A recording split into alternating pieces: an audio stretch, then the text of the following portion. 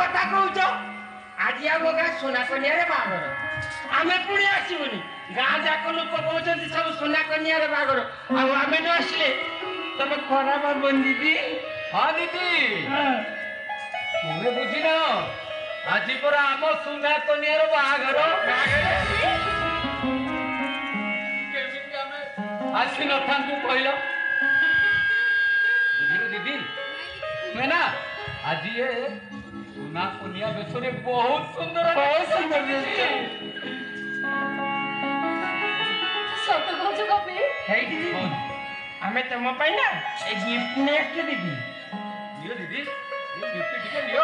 ଆରେ ଉପହାର ଆଣିବାକୁ କିଏ କହିଲା? ଖାଲି ଆସି ସେମିତି ଭୋଜି ଖାଇଥିଲେ ହେଇନଥାନ୍ତା? କି କଥା କହୁଛ ଦିଦି? ମୋ ସାଙ୍ଗ ସିନା ଭିନ୍ନକ୍ଷମ ହେଲେ ମୁଁ ତ ପୁରା ହାତ କୁଟା ଟୁକା ଅଛି ନା।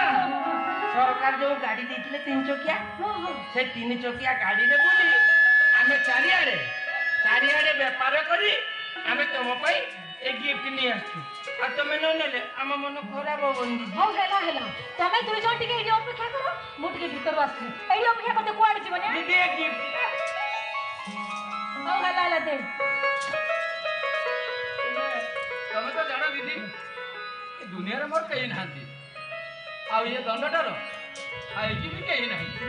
ତୁମେ ଯଦି ସେ ଟଙ୍କା 5,000 ଆମ ବେପାର ପାଇଁ ଦେଇନଥାନ୍ତ ନା ଆମେ ଦିଟା ପୁରା ଭାସି ଯାଇଥାନ୍ତୁ ଦିଦି। ହଉ ହେଲା ତମେ ଆଉ ଜମା ଚିନ୍ତା କରନି ହେଲା। ତମେ 2 ଜଣ ଟିକେ ଏଇଠି ଅପେକ୍ଷା କର ମୁଁ ଭିତରେ ଯାଉଛି ଆସିବି।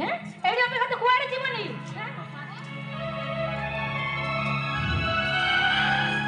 ଦେଖିଲୁ ମୋ ଦିଦି ସତରେ ସାଙ୍ଗ ପ୍ରେମକୁ ମାନିବାକୁ ପଡିବ।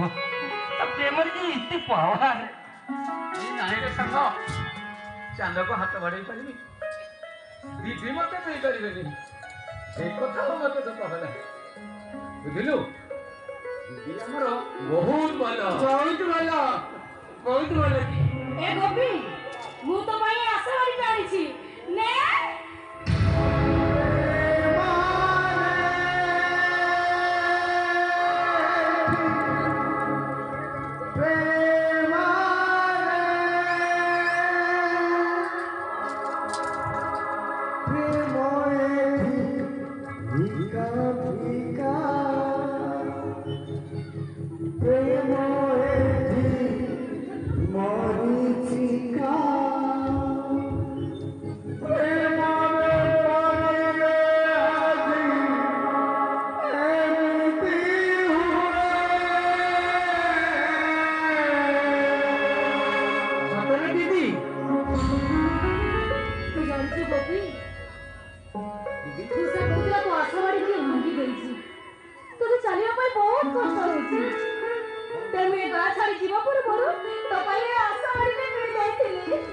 ସତରେ ଦିଦି ତମେ ଯେମିତି ମୋ ସାଙ୍ଗ କଥା ଭାବୁଛ ଏମିତି ଆଉ କେହି ବି ଭାବିବନି।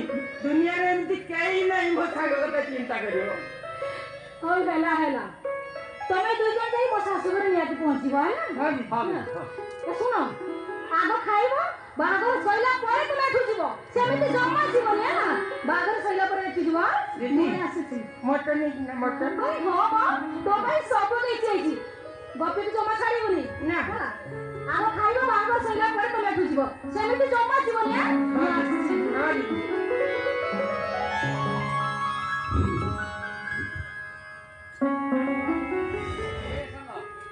ସାଙ୍ଗ ଦିଦି କଣ ମତେ ସତରେ ମିଳିବ? ନାଇଁ ସାଙ୍ଗ ଏତେ ଚିନ୍ତା କରନି। ଦିଦି ତତେ ଭଲ ପାଆନ୍ତି ସେ ଭଲ ପାଇବେ।